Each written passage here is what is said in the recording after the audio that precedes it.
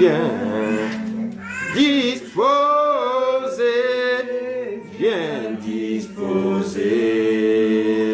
Seigneur, viens disposer, viens disposer.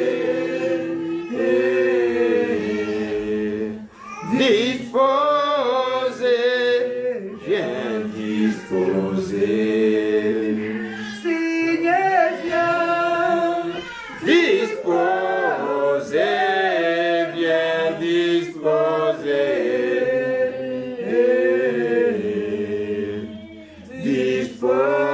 Disposer, viens disposer. Lui viens, Viens disposer, viens disposer. Viens disposer, viens disposer. Seigneur, Viens disposer, viens disposer.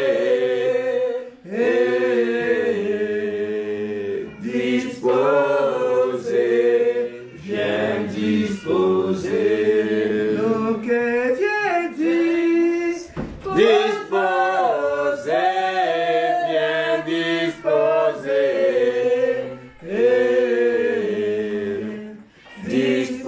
Disposer, viens disposer.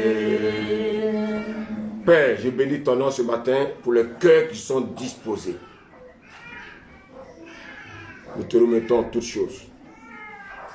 La Bible dit qu'au commencement était la parole était avec Dieu. Et la parole était Dieu. Père, bénis-nous ce matin au travers de ta parole. Je prie et je chasse toute forme de distraction. Au nom de Jésus. Père, merci pour ton amour. Merci pour ta fidélité. Merci pour cette convocation solennelle. Seigneur, nos cœurs ont soif. Nous voulons entendre ta voix. Parle-nous par la puissance de ton nom. Au nom de Jésus. Amen. Amen. Amen. Est-ce qu'on peut donner des acclamations ce matin à notre Dieu? Alléluia. Gloire à Dieu. On va prendre donc, avant de venir dans Deutéronome, merci Seigneur, allons dans Proverbes.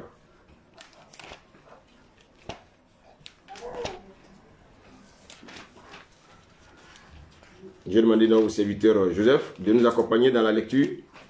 Donc, Proverbe 26, on va lire le verset 2.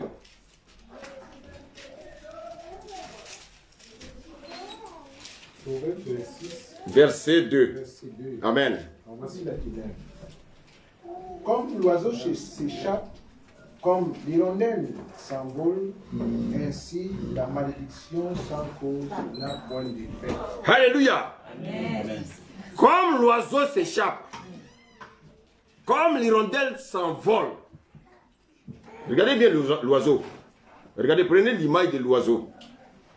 La Bible dit, comme l'oiseau s'échappe, comme l'hirondelle s'envole, ainsi la malédiction sans cause n'a point d'effet. La malédiction sans cause n'a point d'effet. Bien-aimé, on va aller dans le livre d'Exode.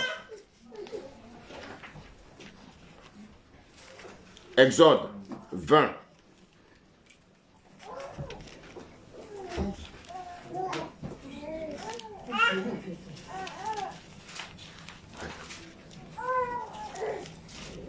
Exode 20.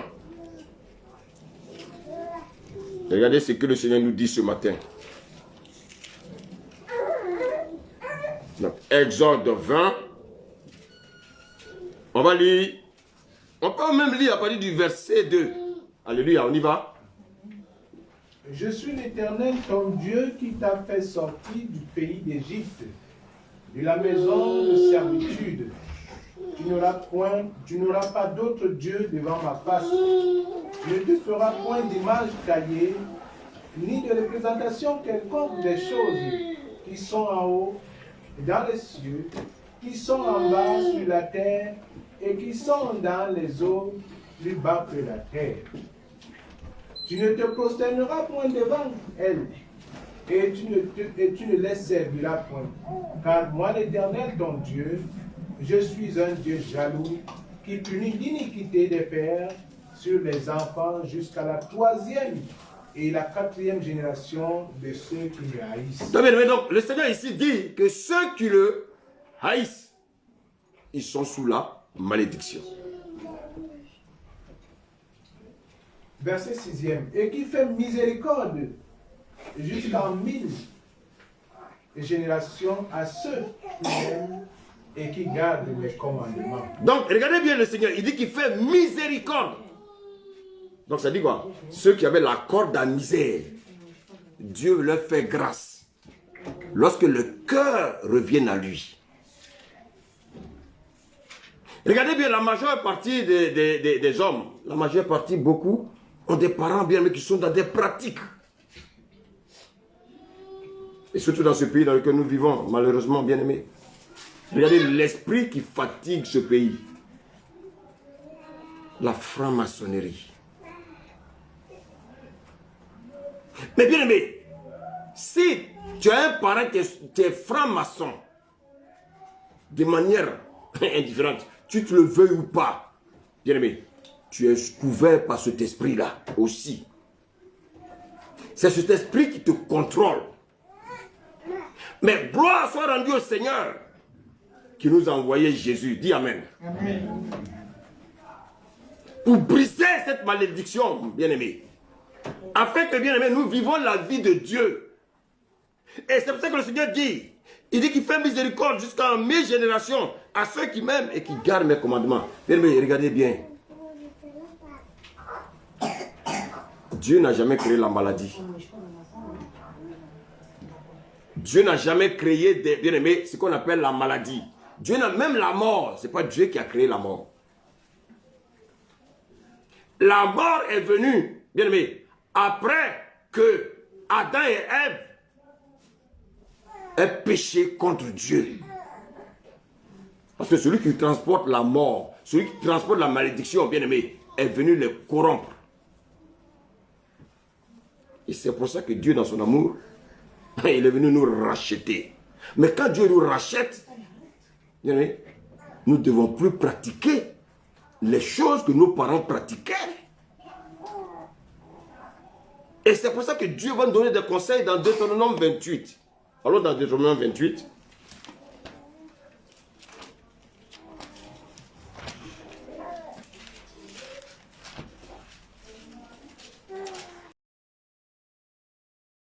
À partir du premier verset, s'il vous plaît, serviteur Rojo. Verset 1er du chapitre 28. Amen.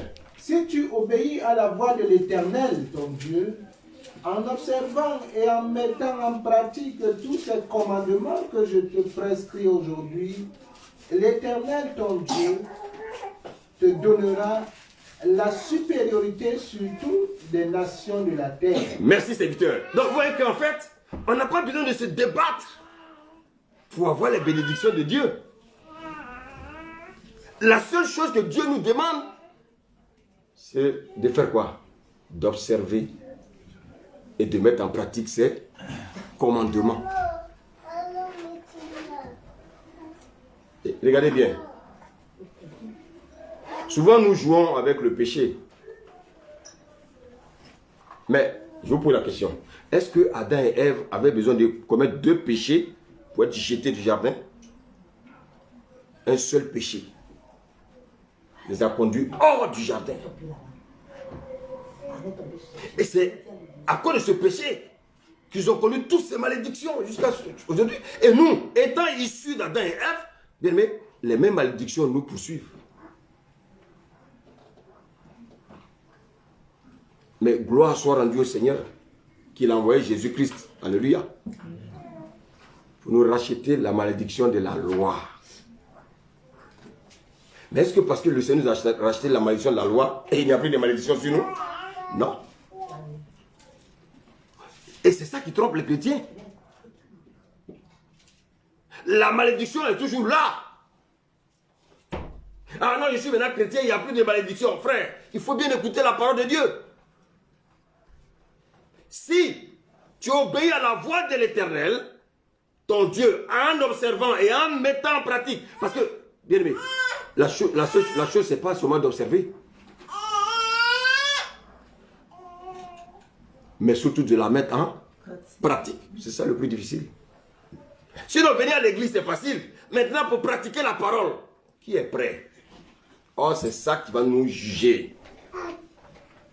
Je lis la parole de Dieu, c'est bien. Je suis dans les dispositions. Mais est-ce que quand le Seigneur me dit ne mens pas, est-ce que j'applique ou bien je fais le contraire? Maintenant, serviteur, on va lire le verset 15. Toujours Deutéronome 28. Verset 15. Mais si tu n'obéis point à la voix de l'Éternel, ton Dieu, si tu n'observes pas et ne mets pas en pratique tous ces commandements et toutes ces lois que je te prescris aujourd'hui, voici toutes les malédictions qui viendront sur toi et qui seront ton partage. Donc vous voyez qu'en fait, c'est très simple. Donc ça veut dire quoi? Si j'obéis aux lois de Dieu, la malédiction ne peut pas s'approcher de moi. Donc à quel moment j'aurai les malédictions? C'est lorsque je vais défier la parole de Dieu. Lorsque je vais refuser de mettre cette parole de Dieu en pratique. C'est en cela que les malédictions vont me suivre. Bien aimé, tu sais, quand les gens viennent à l'église, je dis souvent à certains collègues pasteurs, je dis, mais au lieu de mentir aux gens pour leur dire Dieu va te bénir, Dieu va te bénir, il vaut mieux leur avoir expliqué à quel moment Dieu nous bénit. On ment aux gens. Parce qu'on veut avoir 1000 personnes dans la salle. Ce n'est pas le nombre qui importe Dieu. Mais il faut qu'on dise la vérité aux enfants de Dieu. Le Seigneur, on le lit ensemble, le Seigneur dit, celui qui refuse d'obéir à sa parole et de la mettre en pratique, c'est celui-là qui est sous la malédiction. Mais les gens sont dans l'église. Ils n'obéissent pas à la parole de Dieu. Et on dit qu'ils seront bénis. Ils seront bénis comment? Ils seront bénis comment? Ah non, Christ est venu, il a pris toute malédiction. Non. La Bible nous dit que Christ est venu racheter de la malédiction de la loi. Qu'est-ce que ça veut dire? Toutes les malédictions avant que Christ vienne, qui conduisait les gens bien-aimés à être cloués sur le bois. Quand Christ est venu, bien-aimé, il a pris ça. Donc si Christ a pris, si je deviens une nouvelle créature, je dois marcher comme qui? Comme Christ. Si je marche en envers, je marche contre la parole de Dieu, les malédictions sont là. Écoutez, je vais vous donner un exemple. Voici le poison devant moi. Et Dieu me révèle que le poison là, si en fait ce poison en tue quand on le boit. Maintenant je suis chrétien, on me dit que aucun poison ne peut avoir de puissance sur moi. Mais ça veut dire quoi? Ça veut dire simplement que si à mon insu, si quelqu'un veut m'empoisonner, à mon insu, même si me tend le poison que je prie, est-ce que le poison peut m'atteindre? Non. Maintenant si la personne, je sais que le poison tue, et puis je dis, wow, je suis chrétien, maintenant je vais boire, qu'est-ce qui va m'arriver? Est-ce que vous comprenez un peu? Notre Dieu, il est un Dieu sage. Et on fait croire aux chrétiens que, bien aimé, il peut faire ce qu'il veut. Ce n'est pas vrai. Même Jésus, le diable lui a demandé de transformer les pierres en quoi? En pain. Il les a fait? Non! Il ne faut pas, bien aimé, il ne faut pas défier Dieu. Il ne faut pas tenter Dieu. Parce que si tu tentes Dieu, ça se retourne contre toi.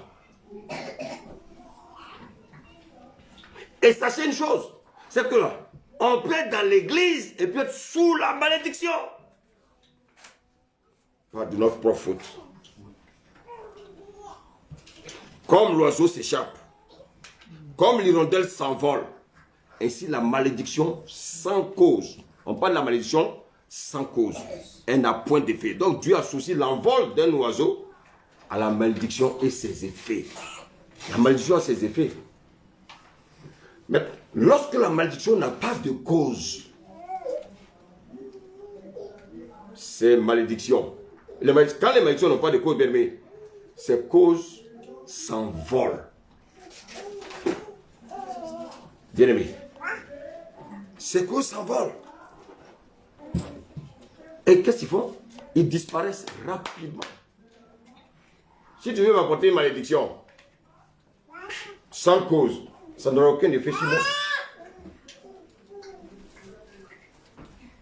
Maintenant, quand la malédiction a une cause, c'est comme ça qu'elle va s'envoler pour te chercher partout où tu te trouves. Ça veut dire quoi? Si je fuis mon pays, je vais en Russie. Si je fuis mon pays, je vais en Guadeloupe. Je fuis mon pays, je vais en Asie. La malédiction aussi s'envole comme un oiseau. Alléluia!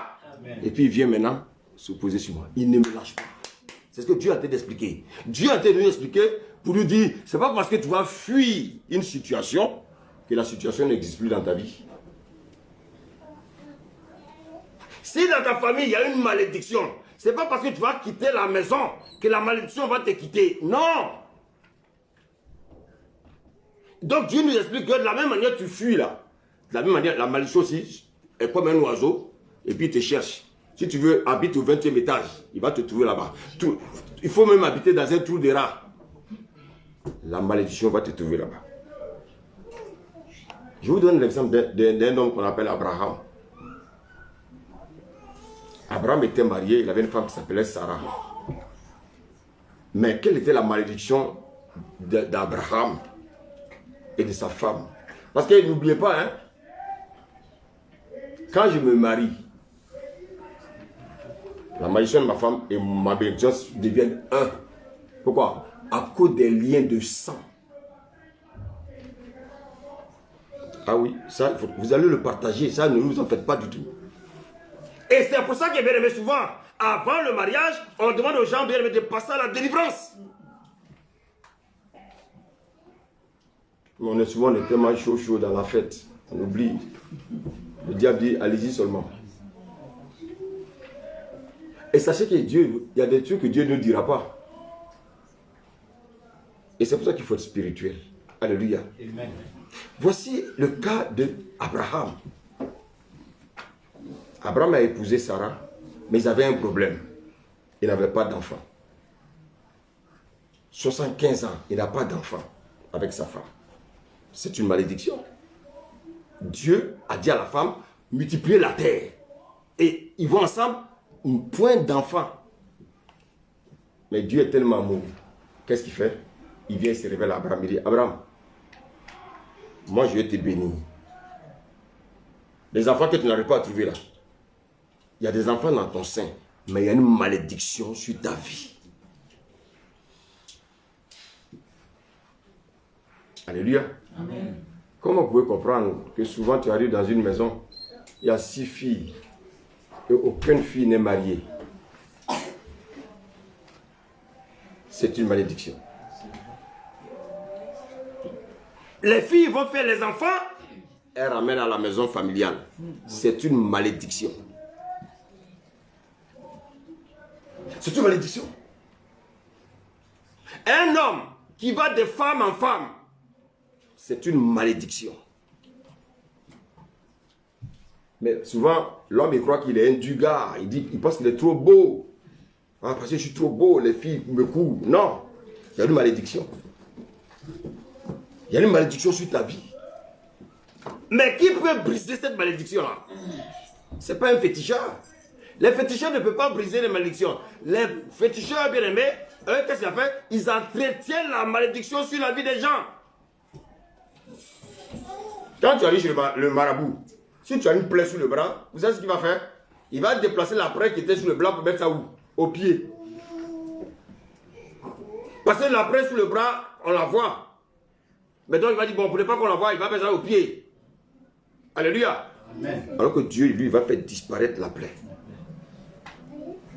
Le marabout, il travaille avec qui? Il travaille avec le diable.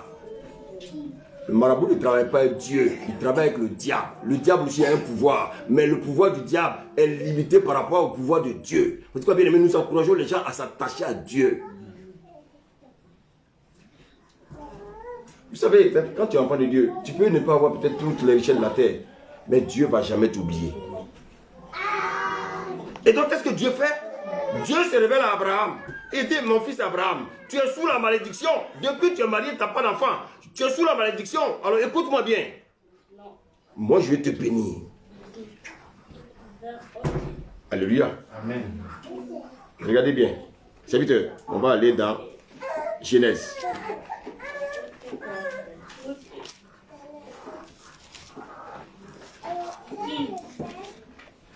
On va aller dans Genèse. Genèse 12. Verset 1.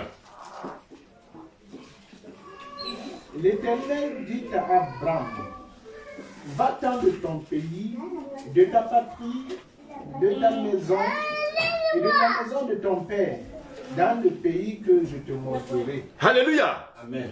Écoutez bien, hein? Regardez bien. Regardez ce qu'Abraham, le Seigneur nous dit. Le Seigneur il connaît la vie d'Abraham. Il sait qu'Abraham est sous la malédiction. Le Seigneur est prêt à donner les bénédictions à Abraham.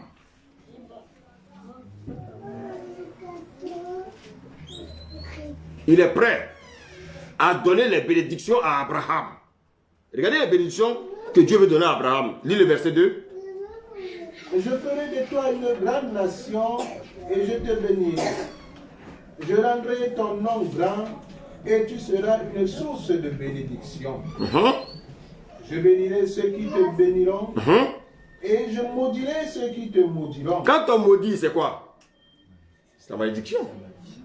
Donc Abraham était sous la malédiction. Mais pour que Dieu le bénisse, alléluia, Amen. alléluia, Amen. maintenant Dieu va lui donner une condition. C'est ce que nous avons lu tout à l'heure dans Deutéronome 28, verset 1. Si tu obéis aux lois et à mes commandements, si tu les mets en pratique, je te bénirai. Et c'est ce qu'on va lire ici dans Genèse 12. C'est ce qu'on va lire dans le Genèse 12, verset 1. Serviteur, on reprend. L'Éternel dit à Abraham, va-t'en de ton pays, de ta patrie et de la maison de ton père. Donc Dieu dit à Abraham de quitter son pays, de quitter sa patrie et de quitter la maison de son père. Dans le pays que je te montrerai. Regardez bien. Regardez les conditions. Mais je vous pose la question, est-ce que c'est facile? Dieu demande à Abraham de quitter son pays où il est né, sa patrie, c'est-à-dire sa culture, les cultures. Oui, chaque année, on va tuer des moutons. Dieu lui dit de quitter tout ça. Et il lui demande de quitter la maison de son père. Et d'aller dans un pays que Dieu va lui montrer. Dieu ne lui a même pas encore dit le nom du pays. Et c'est après ça que Abraham va sortir de la malédiction. Ça veut dire quoi? C'est la même chose qui nous arrive aujourd'hui. Dieu nous demande de quitter notre position pour venir à lui. Si tu as pris des habitudes, ça va être difficile. Mais si tu ne changes pas, la malédiction est là. Regardez bien, vous n'avez pas vu des familles où souvent tout le monde va bien. Du grand-père, des arrière-arrière-grand-pères qui sont allés tisser leur alliance. Mais souvent, c'est un de leurs petits enfants qui vient, qui est infirme. Écoutez-moi bien, hein? Les arrière-arrière-grands-pères là, eux se portaient bien. Et la malédiction un matin, toi tu mets un enfant au monde et puis l'enfant a du mal à respirer. Tu mets l'enfant au monde et puis l'enfant vient avec un bras en moins. Ce sont les malédictions qui vous ont rattrapé. Parce qu'avant cela, il n'y a pas eu quelqu'un dans la famille bien aimé pour donner sa vie à Jésus, pour briser toute cette malédiction. Et toi, Dieu veut te choisir, tu luttes. Quand on te parle du Seigneur, tu fuis. On te parle du Seigneur, tu fuis. Donc la malédiction continue. Comme Dieu est amour, un jour, il dit, bon, mon fils là, comment je vais faire pour l'avoir? Je crée une situation. Comme il aime trop son travail, je le mets au chômage. Partout où il va partir, ils vont refuser. Parce que moi, Dieu, je permettais qu'on refuse. Alléluia. Jusqu'à il vient maintenant s'asseoir devant moi pour savoir que je suis Dieu. Je fais ce que je veux. Oh, vous avez la parole? Amen. Amen. Est-ce que vous avez la vie? Amen. C'est ça la parole de Dieu. Et donc souvent dans les familles, quand on voit les gens, il y a une malédiction, il y a un problème pas mal dans la famille. Les gens ne comprennent pas, ils ne connaissent pas Dieu. Donc ils vont chez les psychologues, les gens bouffent leur argent. Ils vont... Un psychologue ne peut rien. Le psychologue lui-même a des problèmes.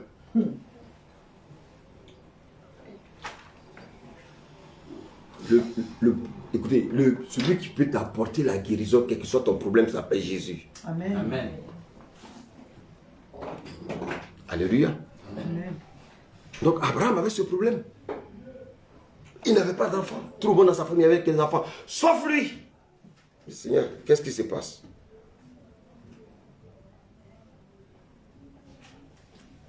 Quand la malédiction a une cause, elle s'attache à toi. Quel que soit l'endroit où tu habites, si tu veux fuir la maison familiale, va où tu as habité, où tu veux, coupe tes portables. C'est pas ça la solution. La malédiction, elle est spirituelle. Elle te suit partout où tu vas. Alléluia. Amen. Elle te suit partout où tu vas. Regardez, tout ce qui s'envole comme un drone, il peut répercuter ta maison. C'est comme ça la malédiction. La maison est comme un drone. Et c'est pour ça que le diable fabrique aujourd'hui les drones. Alléluia. Amen. Donc, tout ce qu'on fait dans nos maisons, ils sont au courant. Nos moments d'intimité même, il n'y a même pas des gens même qui regardent tout ça. Déjà même les maisons de France là, il suffit de parler, ton voisin tape le mur. Tu me déranges. Pourtant tu parles à voix basse.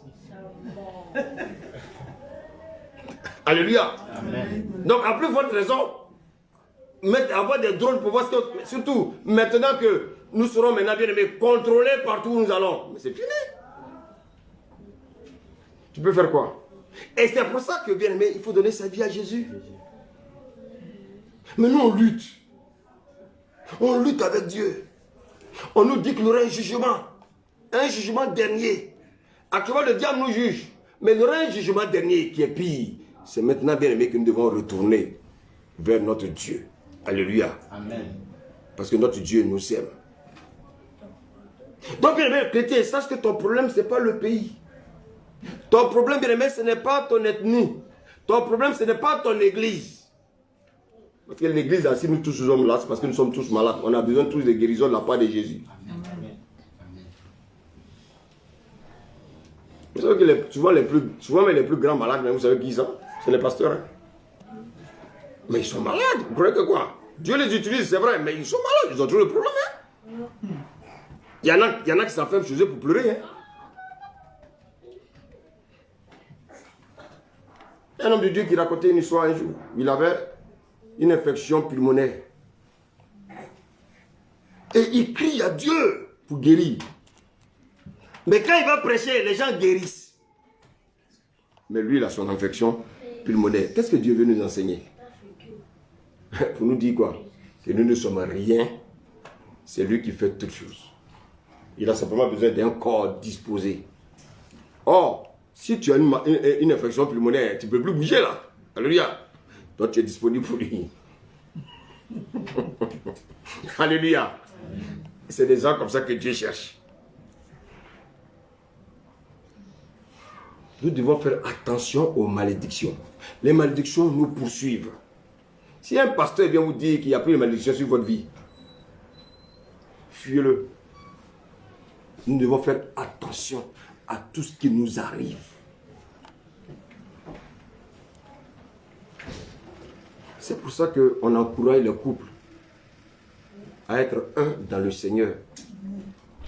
Parce que si monsieur s'accroche au Seigneur et que madame ne veut pas, mais il aura problème. Ou vice versa. Mais si vous deux vous êtes dans le Seigneur, vous êtes un. Vous combattez le diable. Ensemble, vous le combattez. Mais s'il y a un qui fait semblant, non, ça ne marchera pas. Parce que cette personne qui fait semblant, elle sera maintenant une porte pour vous détruire. C'est que si tu es un conjoint qui ne traînerait pas, vraiment prie le Seigneur. Alléluia. Ce n'est ni par la force, c'est par l'Esprit de Dieu. Alléluia. Si la malédiction sans cause n'a point d'effet, alors la malédiction avec cause a des effets. Aïe, aïe, aïe, my God. Alléluia. Amen. Alors, qu'est-ce qui peut être la cause de la malédiction dans la vie d'une personne? Je l'ai dit au commencement, au début quand je prêchais, je l'ai dit. À votre avis, Désobéissance. La désobéissance à quoi? Et la parole. Si Dieu t'interpelle et puis tu refuses, la malédiction là. Donc regardez bien, quand vous voyez les gens dans les rues, dans les trains, vous croyez qu'ils sont heureux? Même s'ils rient? Non, les gens ont trop de problèmes. Imaginez-vous, s'il y avait une émission de télé où on demandait aux gens de venir expliquer leurs problèmes. Mais tu vas dire, Seigneur, merci pour mon problème. Vous savez, il y a quelqu'un qui avait un bras coupé. Il avait encore un bras. Et pour ça, il s'est fâché contre Dieu. Oui, Seigneur, oui. Tu vas faire couper un bras. Oh. Il va dans un supermarché, il voit une personne qui a les deux bras coupés. Quand il est rentré, il s'est mis à genoux. Oh Seigneur, merci. Moi, au moins, j'ai un bras.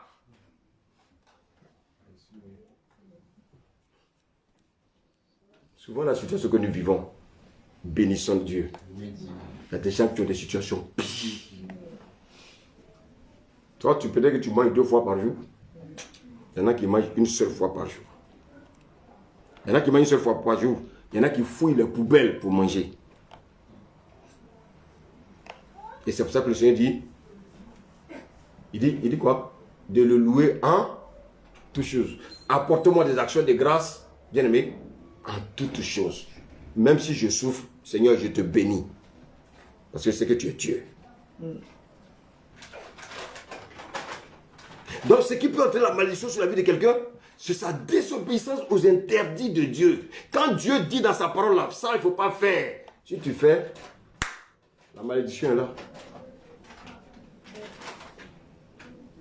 Vous voyez comment Dieu est puissant?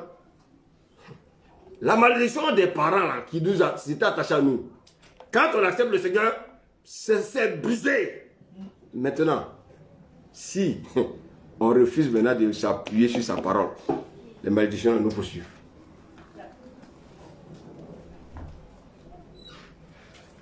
Est-ce que je me fais comprendre ce matin? Amen. Amen.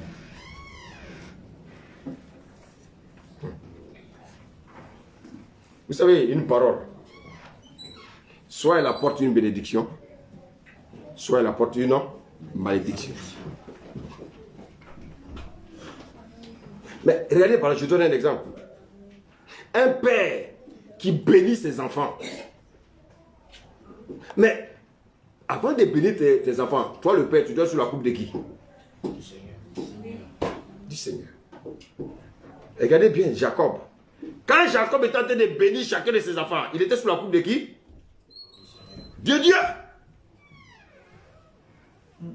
Écoutez-moi, si moi je fais des fétiches, je suis dans la franc-maçonnerie, et puis je dis je vais bénir mes enfants, je les bénis au travers de qui? Des fétiches. Moi je crois que c'est ça qu'on appelle la bénédiction. Mais après, comment le diable va sévir? Parce que j'aurais livré toute ma famille. De manière consciente même, ou souvent inconsciente, au diable. Alléluia. Amen. Vous savez, une parole n'a pas de sentiment. Une parole, elle vient pour apporter une solution. C'est pour ça que je dis que la parole de Dieu ne revient pas à moi sans avoir accompli celle pour laquelle elle est venue. Comment je suis chrétien, et puis depuis des années, rien ne marche dans ma vie. Il faut que je revoie mes arrières. C'est pas normal.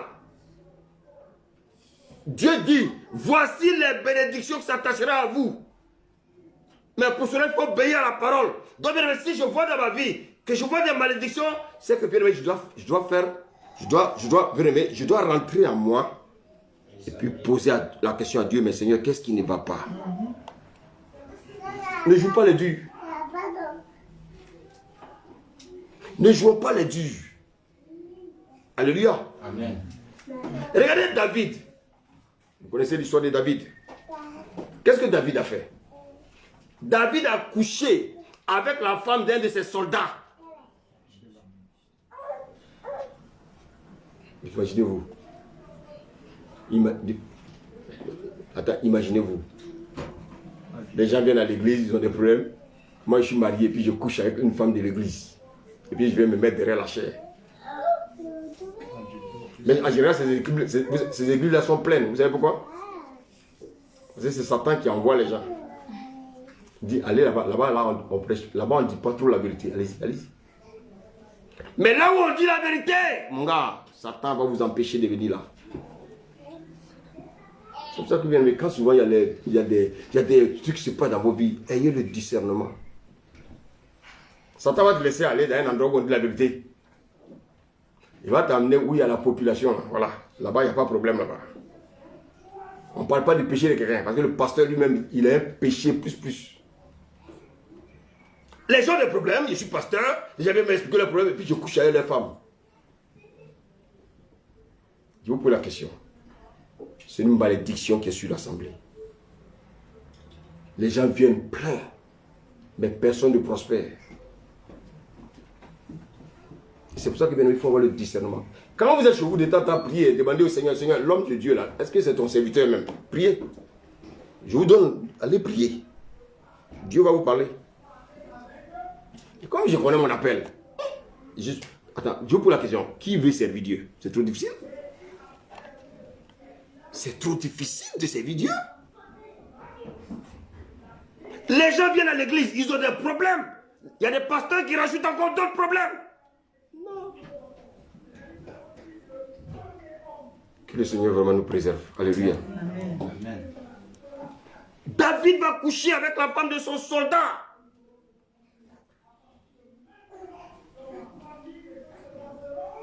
Et pire encore, regardez ce qu'il fait. Il couche avec la femme de son soldat. Et pour ne pas qu'on l'attrape, qu'est-ce qu'il fait? Il tue le monsieur.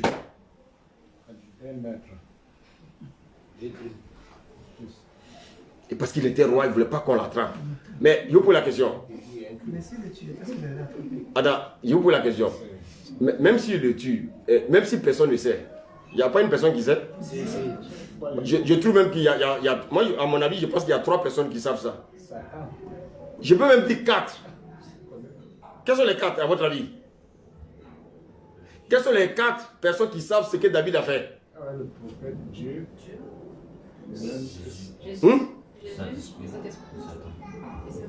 Quelles sont les 4 personnes? Le Père, le Fils, le Saint-Esprit et le Satan. Non, laissons le Père, le Fils, tout ça. Il y a 4 personnes qui savent. David lui-même, le Seigneur,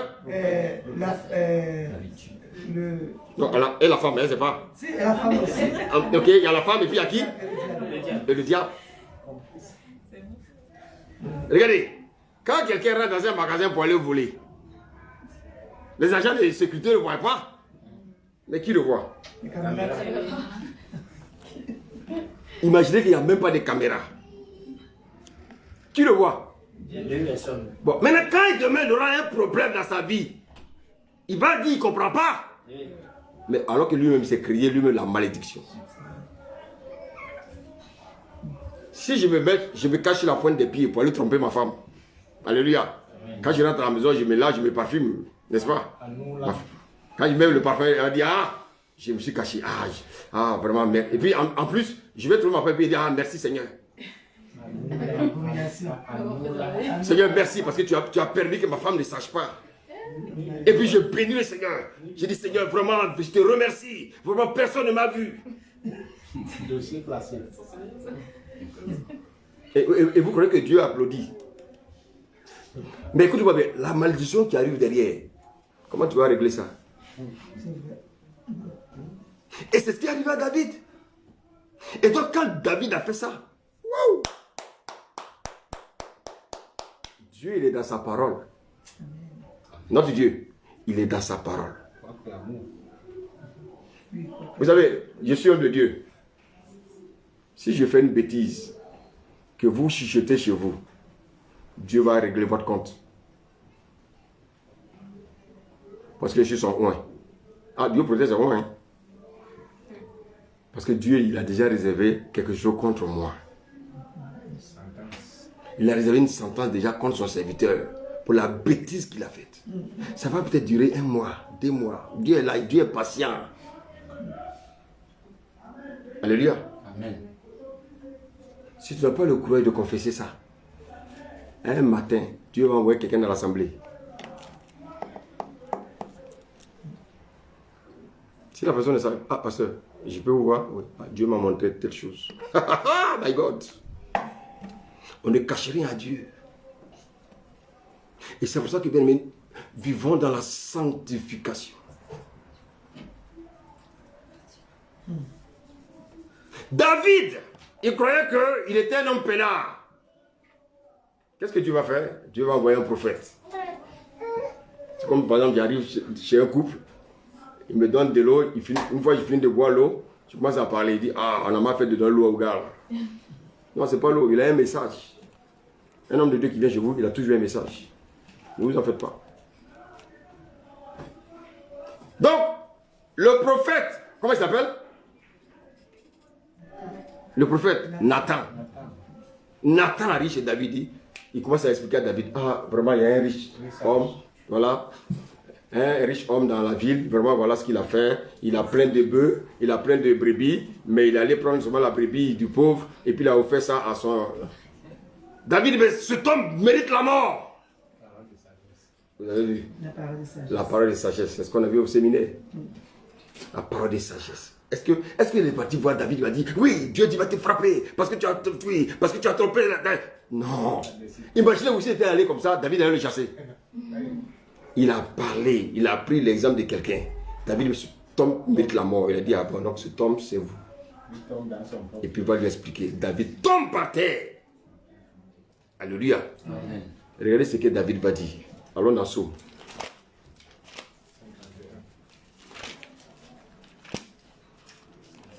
Dans le livre de Psaume.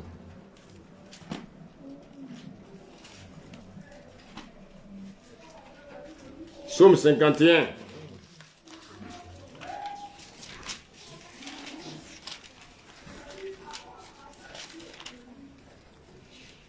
On va lire à partir du premier verset au verset 3. Regardez bien la parole de Dieu, ce qu'elle nous dit. Au chef des chants, psaume de David, lorsque Nathan, le prophète, vint à lui après que David fut allé vers Bathsheba. Ô Dieu, aie pitié de moi dans ta bonté. Selon ta grande miséricorde, efface mes transgressions. Ah! Regardez bien David. Regardez la prière de David. Lis le verset 11. Détourne ton regard de mes péchés. Efface toutes mes iniquités. Vous voyez David, il demande à Dieu de lui demander pardon, n'est-ce pas? Mais est-ce qu'il s'arrête là?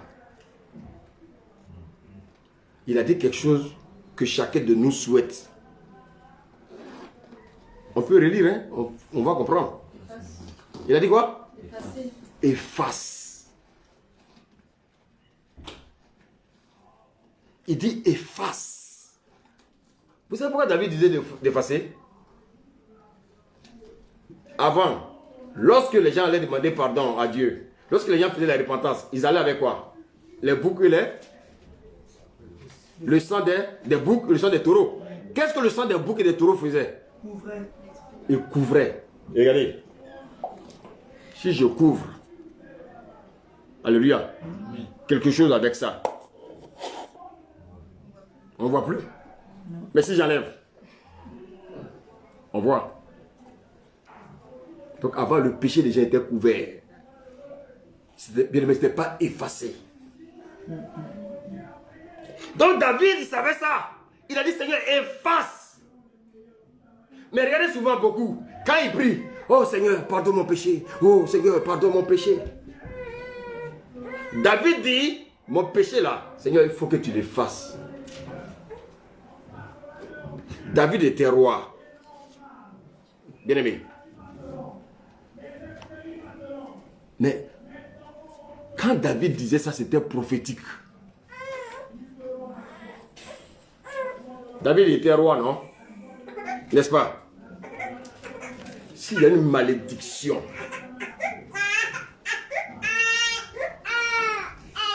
s'il y a une malédiction sur le père, s'il y a une malédiction sur le chef de famille,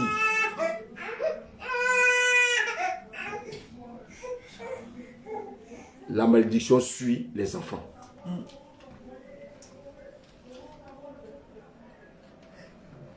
Et David savait que si le péché était couvert, le péché allait suivre ses enfants. Et si le péché suit ses enfants, les bénédictions qui étaient promises à la descendance vont faire quoi?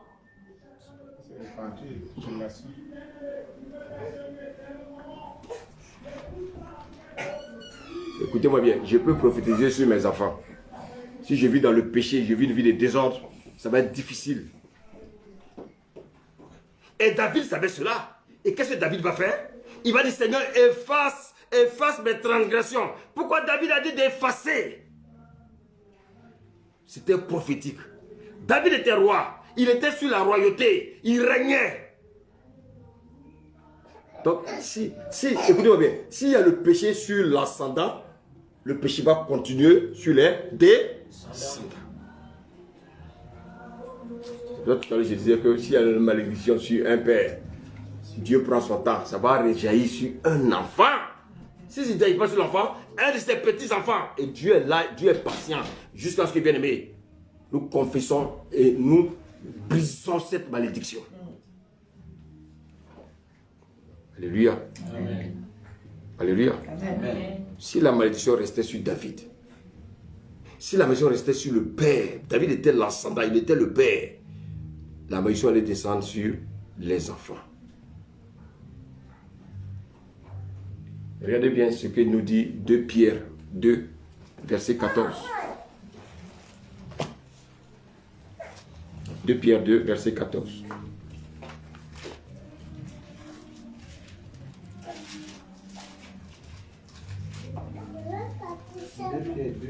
Verset 14.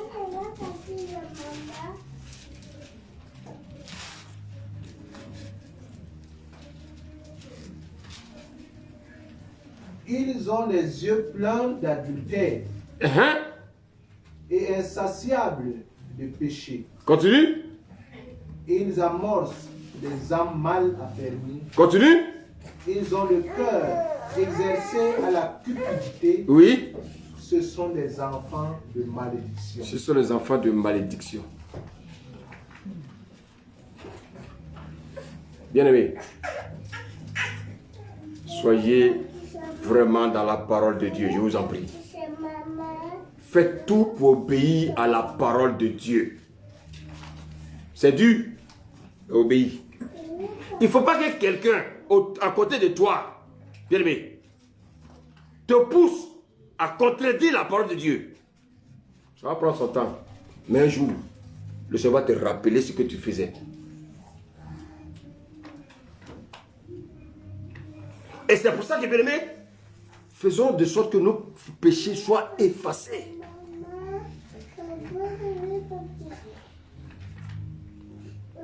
Ça, c'est le message que les églises n'aiment pas entendre. Ça ne les arrange pas. Oh, je te vois. Oh, tu vas voyager. Oh, tu seras riche. Oh, c'est du mensonge.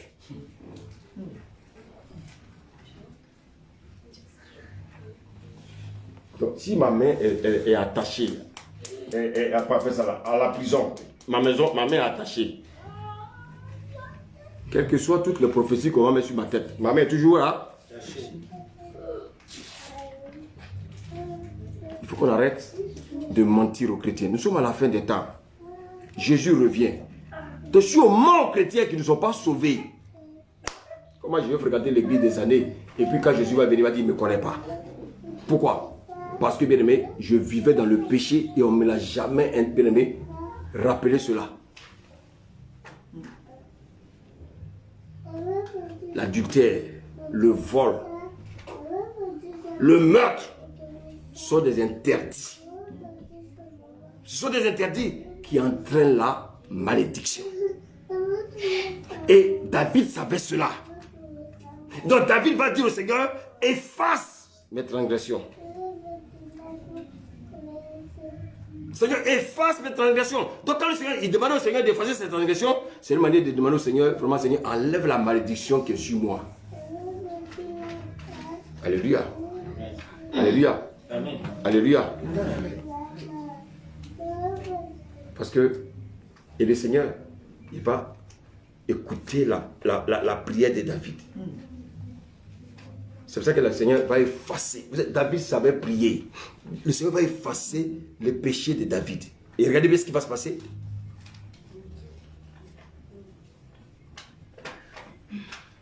Est-ce que David ne va pas perdre le trône? David va perdre le trône ou non? Vous savez pourquoi? Si je pêche contre Dieu, Dieu va me pardonner. Mais je vais payer les conséquences. C'est pour ça que quand tu lis le verset 13 de ce qu'on a lu tout à l'heure, 2 Pierre 2, le verset 13, il dit, recevant ainsi le salaire de leur iniquité. On paye toujours le salaire de nos péchés.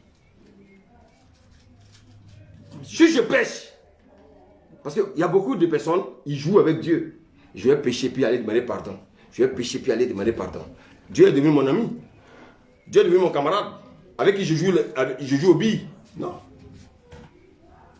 Donc si je pêche, les conséquences là, je vais les assumer. Mais Dieu dit, bon, j'efface. Mais les conséquences là, tu vas les assumer. Et c'est pour ça que les chrétiens, ils vont à l'église, mais ils traînent une bosse. Ils traînent la malédiction avec eux. Rien ne va. Ils crient toujours à Dieu. Ils prient. Ils font tout. Mais rien n'avance. Pourquoi? Parce que, bien aimé, ils ont oublié qu'il y a une malédiction qui les poursuit. Parce qu'ils ont péché contre la parole de Dieu.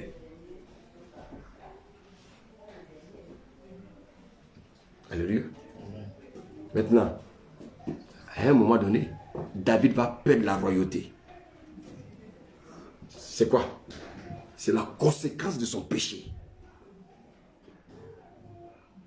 Quand David a perdu la royauté, il est revenu être roi ou non? Quand son fils est venu prendre sa place, est-ce que David est revenu? Oui. Donc Dieu l'a corrigé.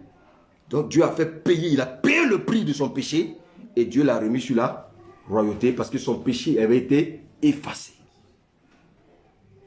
Écoutez-moi bien, s'il y a une malédiction sur ta vie, si Dieu efface, à cause du problème, Dieu peut permettre que tu perdes une bénédiction. Mais comme tu es allé encore devant Dieu pour te repentir, Dieu peut te redonner la bénédiction. Alléluia. Amen. Et Dieu va permettre que David revienne être roi. Vous savez pourquoi? Parce qu'il y a un fils que Dieu préparait à la royauté. Et c'est pour ça qu'on dit quoi? Jésus est le fils de David. Si David n'avait pas payé le prix de son péché, si David n'avait pas dit d'effacer son péché, d'effacer sa malédiction, Jésus ne serait jamais devenu roi. Jésus ne serait jamais venu. Le diable savait que celui qui allait venir, Jésus allait venir dans la lignée de David. Donc il va pousser David à pécher. Quand le diable sait que dans ta lignée, il y a des gens qui vont servir Dieu, mais le diable va endurcir ton cœur. Tu vas devenir un homme bizarre. Tu vas commencer bien aimé à déshonorer Dieu. Tu vas commencer bien aimé à avoir des comportements contre Dieu. Parce qu'il sait que dans ta lignée, il y a des gens qui sont appelés à devenir des rois. Mais toi, tu es aveuglé. Ah non, moi je ne vais plus à l'église. Ah non, le pasteur m'énerve. Ah non, moi je suis là. Ah non, mais toi qui dis que le pasteur t'énerve là, toi tu es mieux que le pasteur. Tu n'es pas mieux. Comme toi, tu es mieux, va donner, va donner ton exemple, ta vie. Le pasteur veut voir l'exemple de ta vie et puis va copier. Mais si c'est pour parler seulement, ça ne sert à rien. Tout le monde peut parler. Mais le pasteur, il veut voir un témoignage dans ta marche. Des témoignages dans ta famille. Des témoignages dans ton environnement. Et ça va l'aider peut-être à changer. Mais nous, on dit, oui, le pasteur, c'est ci. Le pasteur a fait comme ça. Alors que nous-mêmes, on n'est pas propre. David savait ça. Il savait ça. Dieu savait que David avait un fils qui devait être roi de ce monde. Celui qui allait venir sauver le monde de ses péchés. David, il va payer le prix de son péché. Tous les péchés que nous commettons, nous les payons d'une manière ou d'une autre. Vous croyez qu'on va laisser cacher là derrière la maison pour dire oui, Seigneur, pardonne-moi. Oui, il a pardonné. Mais on va payer.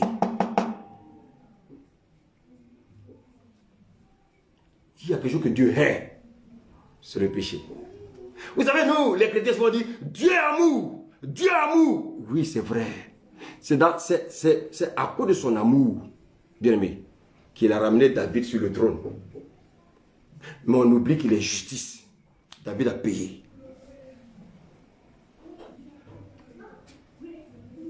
Adam et Ève. Dieu est amour ou non? Dieu n'est pas amour? Quand ils étaient nus, qu'est-ce que Dieu a fait? Il les a couverts. Ça, c'est l'amour de Dieu. Dieu nous couvre notre nudité. Mais, il les a gardés dans le jardin? Non. Il les a chassés. Ça, c'est la justice de Dieu. Est-ce que le Seigneur nous fait du bien? Amen. Si Dieu dit, il aime Annick, il aime Annick. Mais si Annick pêche, Annick va se repentir. À cause de son amour, il va accepter le pardon d'Annick. Mais si Annick doit tomber malade à cause de son péché, elle va tomber malade. Elle ne mourra pas, hein? Elle va tomber malade. C'est ça la justice de Dieu. Et c'est ça que les pasteurs ne prêchent pas. Ils prêchent seulement l'amour de Dieu. Mais vous prêchez l'amour de Dieu, mais et sa justice? Et sa justice? Et c'est vrai que les chrétiens font n'importe quoi dans les églises. Ils font n'importe quoi avec la vie. N'importe qui se lève, il veut servir Dieu à sa manière. Non. Notre Dieu est un Dieu d'amour, certes, mais il est aussi un Dieu de justice. Et c'est pour ça que, bien aimé, souvent, tu es là, mais tu as l'impression que ta vie tourne en rond. Si ta vie tourne en rond, pose des questions à Dieu, il y a quelque chose qui ne va pas. Il y a quelque chose qui ne va pas. Mais nous, qu'est-ce qu'on fait? On se cache derrière notre couvre-lit. Non. Dieu veut maintenant qu'on soit transparent avec lui. Seigneur, il y a quelque chose qui ne va pas dans ma vie là. Seigneur, est-ce que tu peux me le révéler? Si tu te révèles, il ne faut pas encore couvrir ça. Il y a des gens qui Dieu leur révèle leurs problèmes, mais ils couvrent parce qu'ils ont tellement honte. On peut être dans l'église et puis être sous la malédiction. Par notre propre faute. Pourquoi? Parce qu'on transgresse la parole de Dieu. On dit à un mari, sois soumis, aime ta femme. On dit à la femme, sois soumis à ton mari. Toi, tu refuses de te soumettre à ton mari. Il y a une malédiction derrière. C'est la parole, elle est comme ça. C'est la parole de Dieu, on ne peut pas la changer. On ne peut pas la changer. On ne peut pas la changer. J'ai connu quand j'étais plus jeune des amis qui allaient de femme en femme. Ils ont eu le sida. Moi aussi, j'aurais pu avoir le sida parce qu'on faisait les mêmes choses. Mais pourquoi j'ai échappé? Je suis plus fort? Non. C'est la grâce de Dieu. Il y en a, quand ils ont eu le sida, ils ont donné leur vie au Seigneur. Ils ont donné leur vie au Seigneur. Mais ce message, je ne vais pas le prêcher aujourd'hui. Je vais le prêcher nos jours. Pourquoi beaucoup viennent au Seigneur? Il est venu, le Seigneur a pardonné. Mais le virus était en eux. Oui, le Seigneur te prend. Ça, c'est son amour. Mais c'est pour sa justice. Le virus est encore en toi. Tu ne vas pas mourir, hein? Mais le virus est là. Nous, souvent, quand on vient dans la présence de Dieu, nous prions pour que le problème parte. Pour retourner encore dans nos bêtises. Non.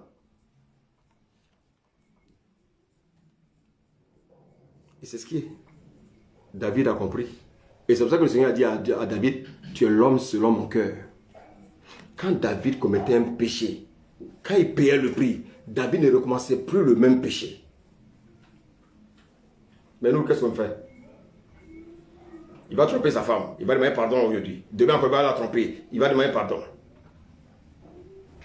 La femme, elle va mépriser son mari. Elle va insulter son mari aujourd'hui. Demain, elle va demander pardon. Après, elle va insulter. Elle va demander pardon.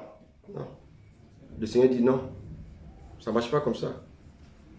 Ou tu es une nouvelle créature, ou tu ne l'es pas. On dit une nouvelle créature. C'est une nature qui est changée. Ce n'est pas amélioré. Nous sommes une nouvelle créature. Nous ne sommes pas des créatures améliorées.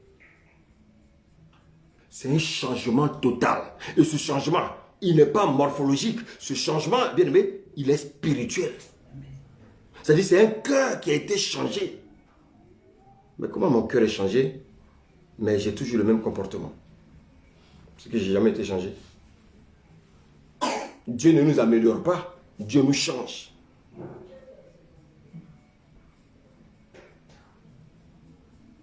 Si vous voyez que dans l'église, les chrétiens souffrent, il n'y a pas de problème. Ils n'obéissent pas à la parole. Pourquoi? Parce que c'est contraignant pour eux. La parole est contraignante pour eux. Quand le Seigneur dit, faites ceci, ils vont aller murmurer chez eux. Et comme ils ne voient pas Dieu, qui prend les pots cassés? C'est le pasteur. Ah, le pasteur là, mais il exagère trop. Il aime trop prêcher sur le péché là. Mais laisse. Tu veux plus qu'il prêche là-dessus? Laisse. Quand le pasteur prêche là, c'est parce que Dieu lui a révélé des choses. Ah, le pasteur là, il aime trop parler, même tu as fait de l'implicité là même. Ah, il n'a qu'à laisser. Parce que tu es encore dans l'implicité. Quand on prêche ça, ça te dérange. Mais au lieu d'être dérangé, arrange.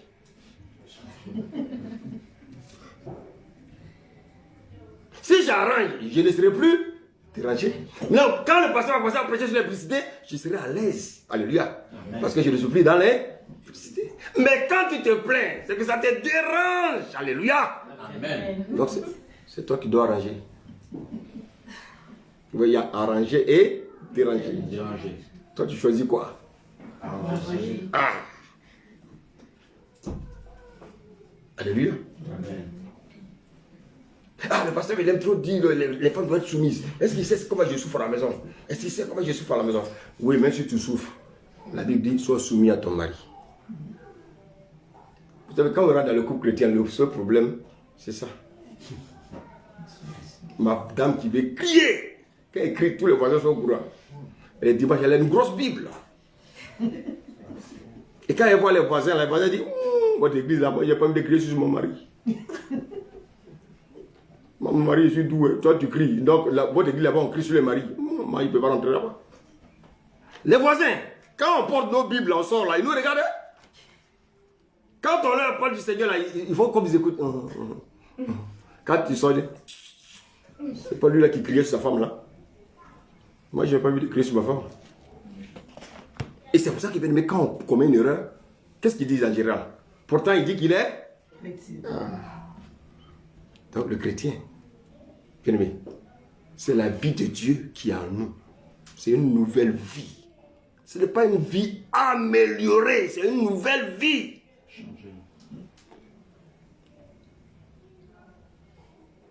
J'ai commis une erreur avant le mariage.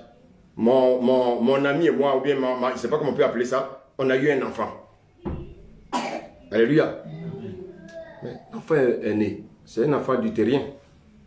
Je vais demander pardon à Dieu. Alléluia. Amen. Mais quand j'ai fini de demander pardon à Dieu, j'arrange ma situation. Amen. Je ne continue pas dans la bêtise. Mais c'est là, je vais trouver Dieu sur mon chemin. Il y en a qui vont demander pardon à Dieu, mais ils vont continuer encore, bien aimé, dans l'adultère avec la femme.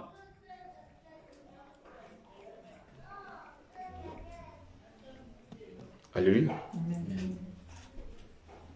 C'est ça. C'est ça que Dieu nous demande. Tout ça, ça entraîne la malédiction.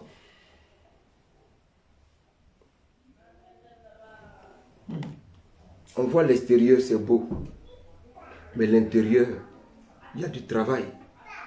Or, le Seigneur veut que notre intérieur soit plus beau que l'extérieur. C'est pour ça qu'il dit aux femmes, vous parlez des bijoux. C'est beau l'extérieur. Mais moi, je veux que vous parlez l'intérieur.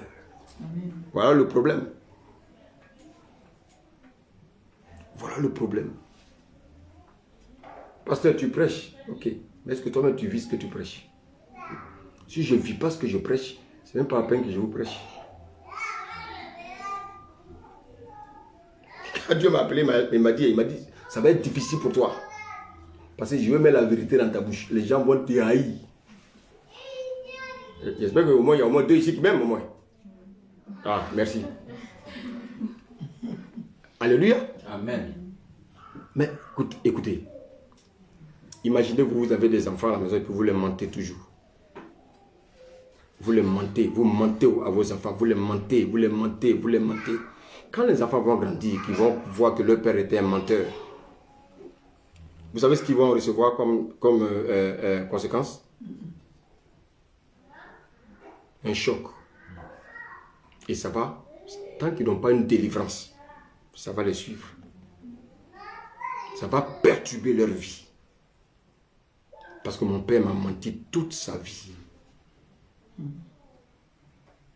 Souvent on dit des choses comme ça. Les enfants, ils retiennent tout. Les enfants, ils ont confiance en leur père. Plus qu'à Dieu. Et c'est pour ça qu'il faut leur enseigner les choses de Dieu. Dites-moi, les enfants là, quand vous les levez le matin là, est-ce que quelqu'un dit non? Ils vous suivent, non? Oui. Si vous les amenez dans un trou de rats, ils ne vous rentrent pas là-bas? Pourquoi? Parce qu'ils ont confiance en leur père. Même si, regardez Abraham, comment il s'appelle? Abraham, quand il a pris son fils Isaac, quand Dieu lui a dit, va m'égorger ton fils, va me le donner en sacrifice. Est-ce qu'Abraham, Isaac n'a pas suivi son père? Quand le père il a vu le père avec une machette. Il a dit, mais papa, mais je vois la machette, tu dis qu'on va offrir un sacrifice. Mais où est l'agneau? Qu'est-ce que le père a dit? Dieu se pouvoir. Et effectivement, Abraham a eu tellement confiance en Dieu. Est-ce que Dieu peut dire ici à quelqu'un, va m'égorger ton enfant? Dieu voulait voir si un homme peut donner son enfant pour moi. Alléluia. C'est que moi, je peux vous donner mon fils unique. Et Abraham était prêt à livrer Isaac. Parce qu'Abraham avait compris que même s'il livrait Isaac, Dieu pouvait lui donner 1000 enfants. Il pouvait même ressusciter Isaac. Et c'est cette foi-là que nous devons avoir, nous chrétiens. Et quand il a mis Isaac sur le bois, il a pris la machette, il l'a fait comme ça. Alléluia. À un moment donné, il a entendu quoi? Une non? Et qu'est-ce que la voix lui a dit? Maintenant, je vois que tu me crains. Ne touche pas à l'enfant. Et il regarde à sa droite, comme Jésus est assis toujours à la droite de Dieu. Il regarde à droite, voici le bélier. C'est ça qui nous manque, nous les chrétiens. Mettre notre confiance au Seigneur.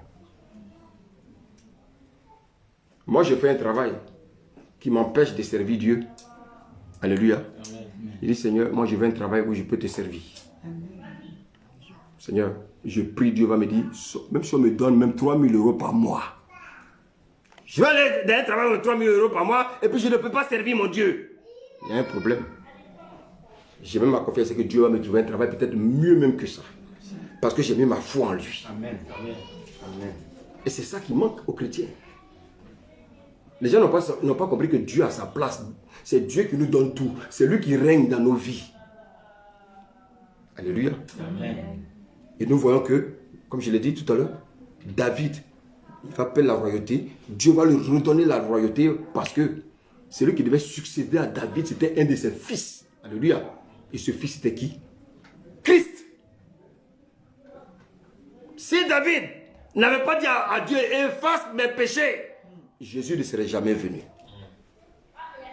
Est-ce que quelqu'un me suit? Amen. On va terminer avec Nombre 23. Je pense que Dieu nous a assez cognés, non?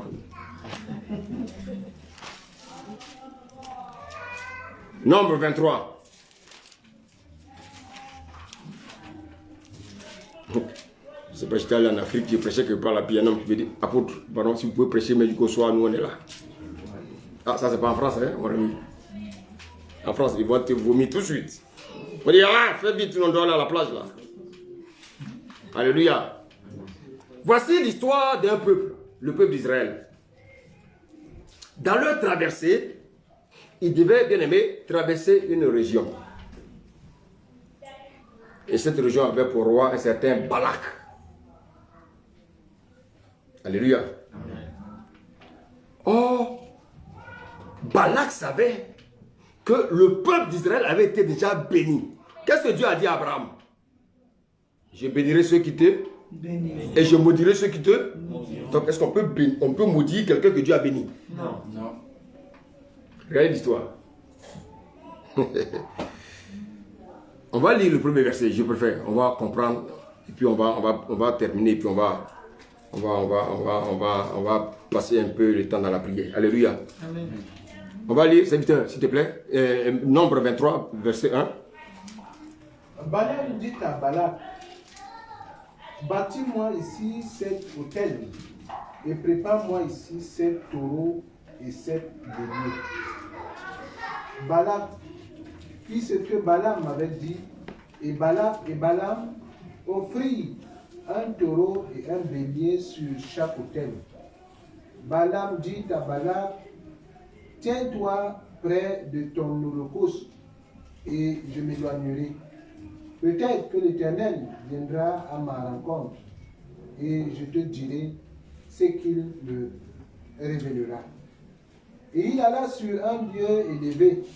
Dieu vint au-devant de Balaam et Balaam lui dit, j'ai dressé cet autel et j'ai offert un taureau et un bélier sur chaque autel.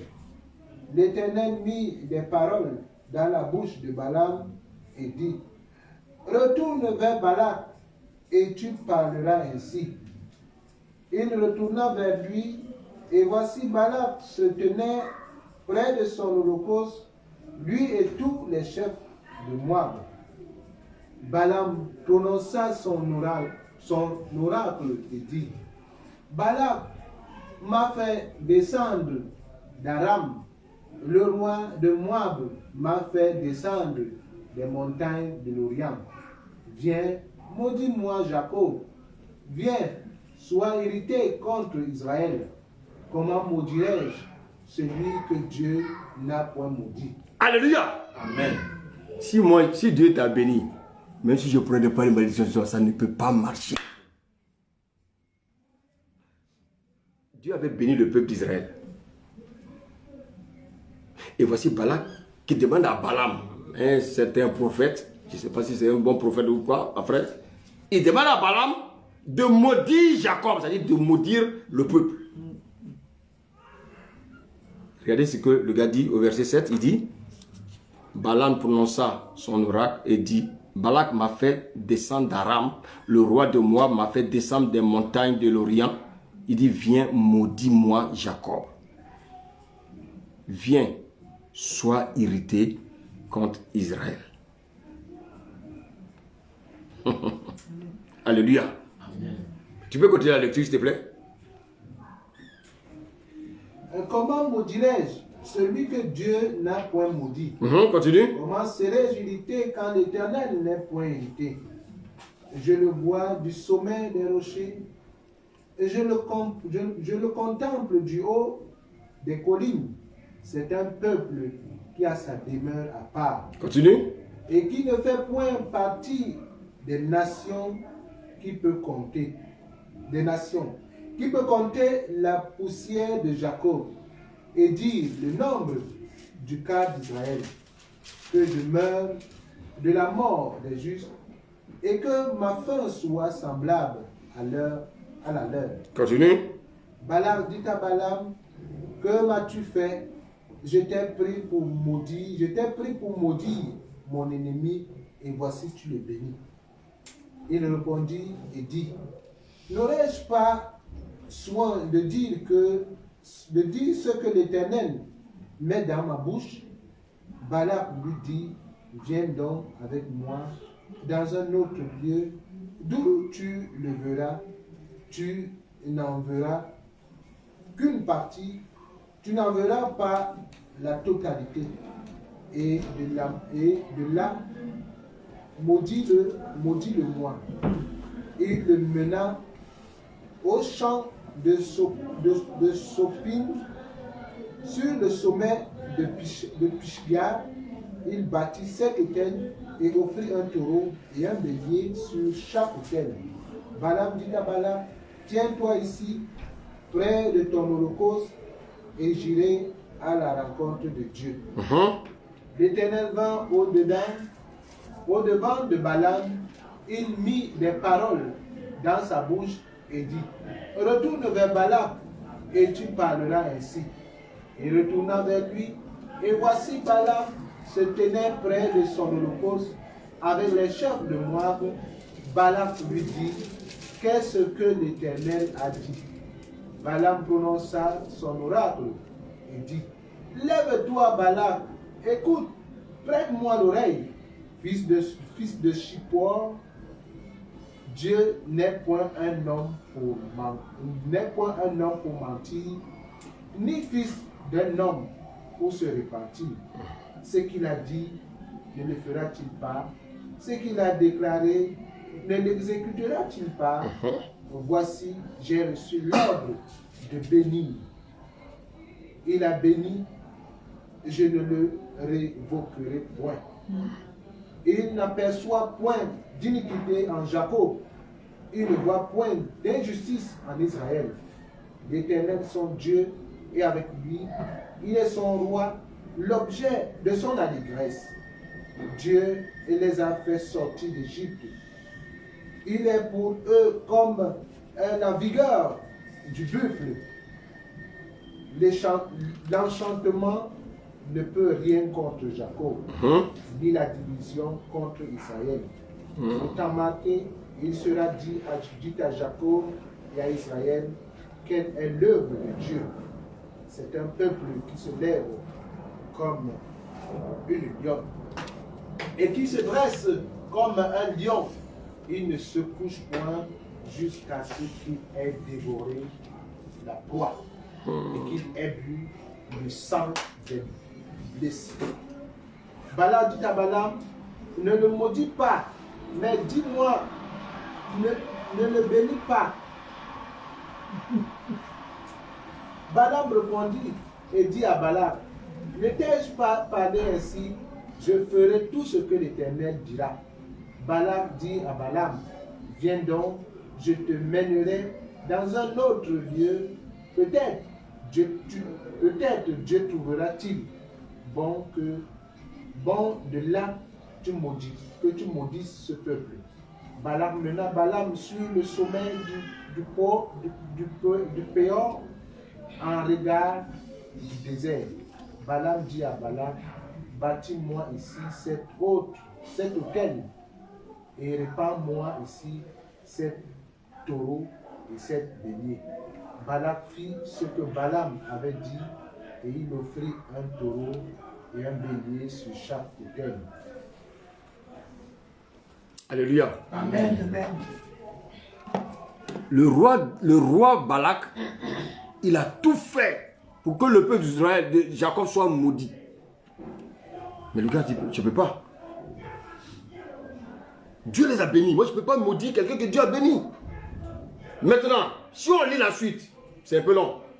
Il va maintenant utiliser la ruse.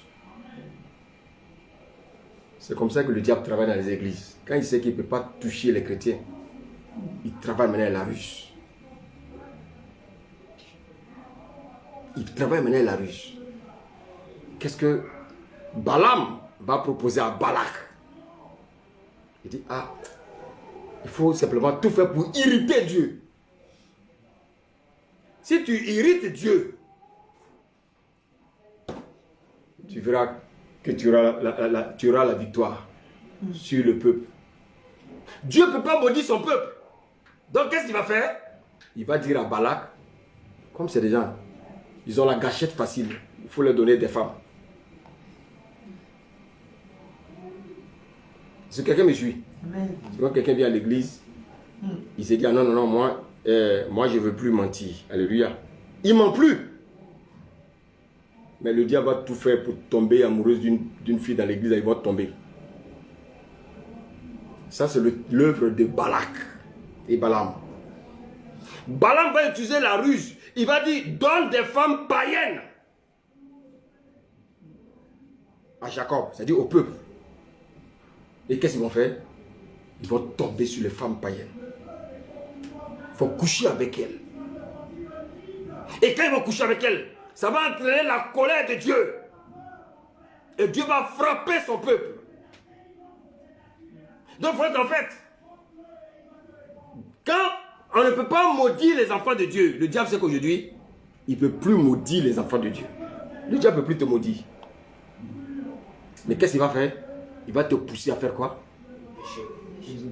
À désobéir à quoi? Allah. Quand tu désobéis à la parole, tu reçois quoi? La malédiction.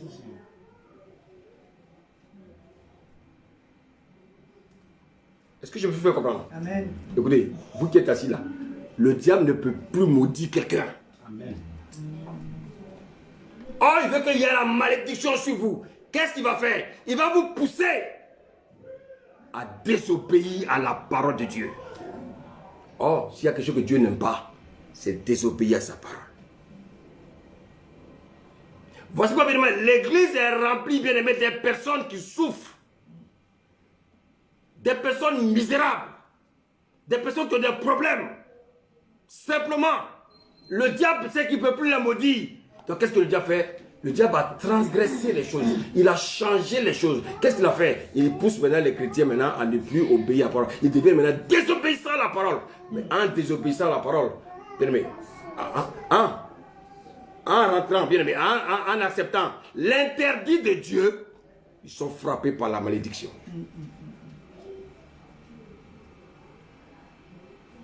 Parce que Jésus est venu racheter la malédiction de la loi. Donc ils savent que Dieu a racheté la malédiction. Donc lui, le diable, il ne peut plus nous maudire. Maintenant, qui se maudit maintenant? C'est nous-mêmes. Chacun se maudit. Chaque fois qu'il lit la parole de Dieu, on lui dit, mon frère, ne mens pas. Tu dis, oh bon, Dieu va me pardonner. Tu mens.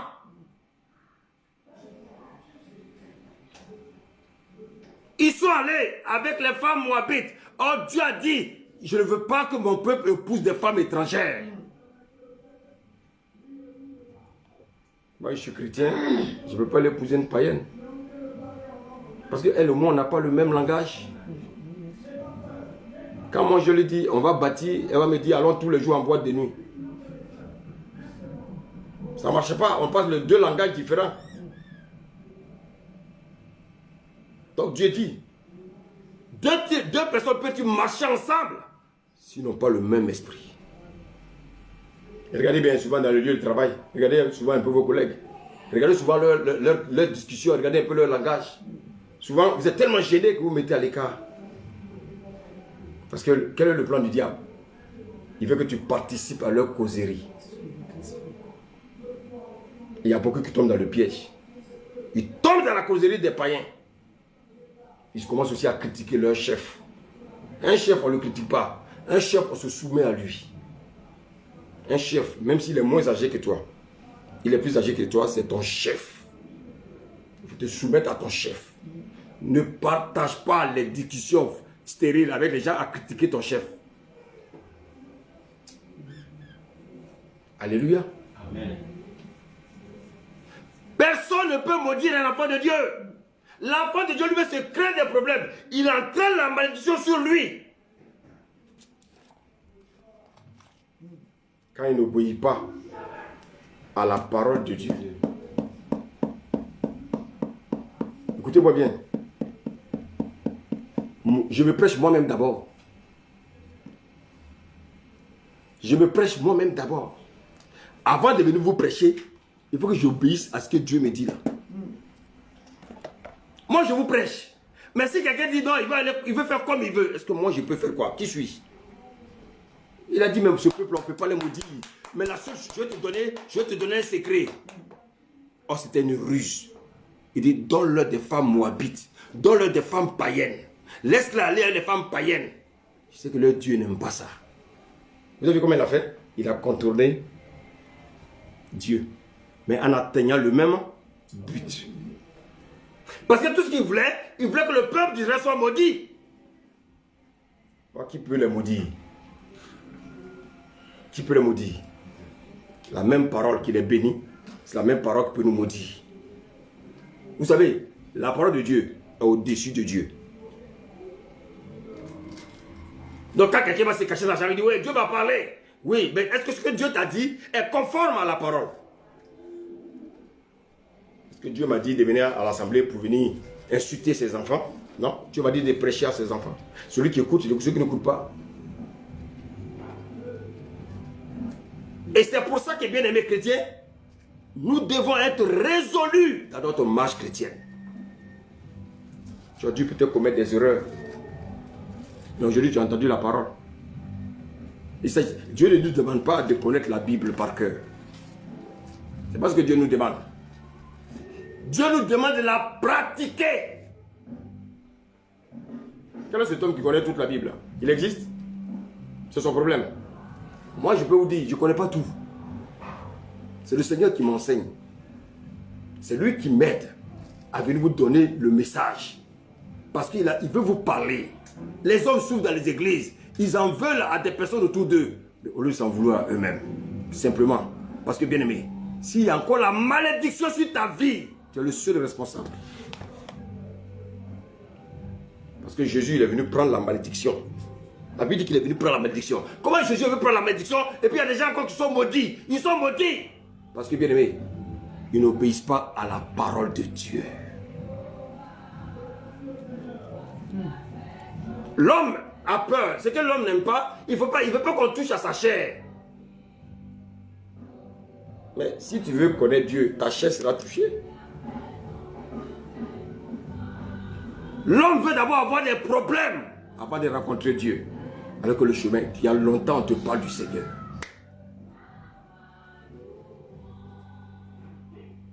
Sache une chose.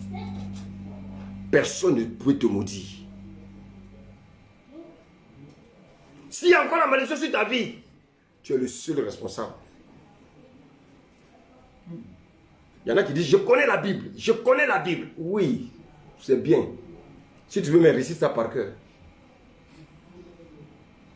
Dieu ne te demande pas ça. Dieu te demande, il dit, les interdits là. Ne joue pas avec.